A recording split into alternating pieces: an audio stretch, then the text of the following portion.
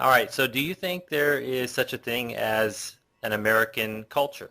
You know, we see this sort Oh, of thing as when you think of Japan or Korea or other countries, you can kind of identify certain characteristics that you would say that's Korean or that's Japanese or that's French. But when it comes to America, there's a lot of confusion on that topic.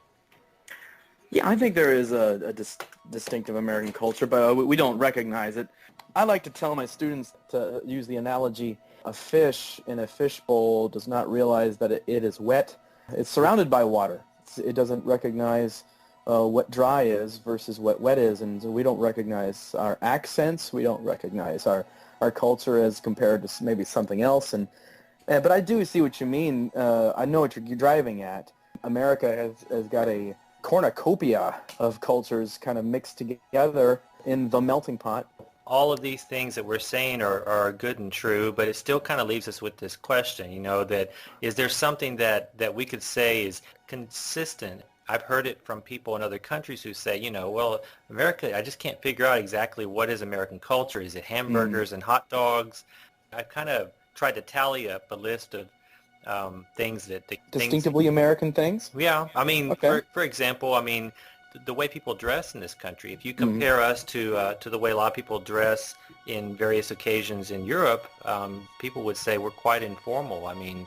wearing blue jeans is like primary pants of choice. Things like American football, which distinguishes itself from what other people call football around the world, being soccer or That's a big one, I think. yeah, Yes. that's We stick out like a sore thumb when it comes to that. We have very little attention paid to adult soccer, yeah, whereas in American football, there's a great deal of attention paid to that and enthusiasm, right? enthusiasm. I don't think that, more so than any other country in the world, baseball is celebrated a great deal in Japan, even though it was invented in America, but it's kind of like the whole world was watching soccer while everybody in America is watching the Super Bowl. And, In other countries, people do things like negotiating prices when you go to a store, yeah, or you don't find that as commonly in America as you do in other countries, this is or true. the culture of tipping, in a restaurant. Yes.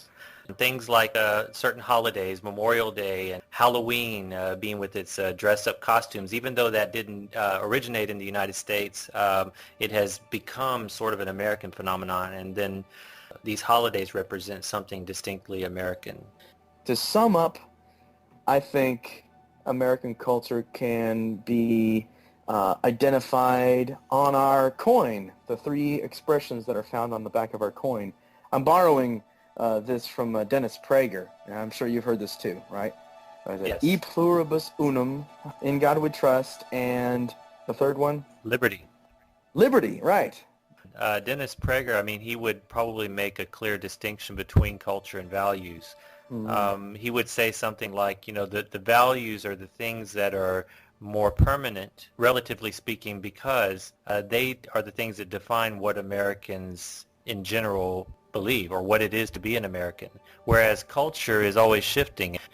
Tattoos, as we noticed in the last decade or 15 years, I guess, you see more and more and more people wearing them, Mm-hmm. in all parts of the body that are exposed. Yeah. And so that would not be a value, but it would definitely be a cultural trend. I agree. That's an important distinction. Yeah, values are something that's a bedrock, foundational. Our values as Americans influence our culture.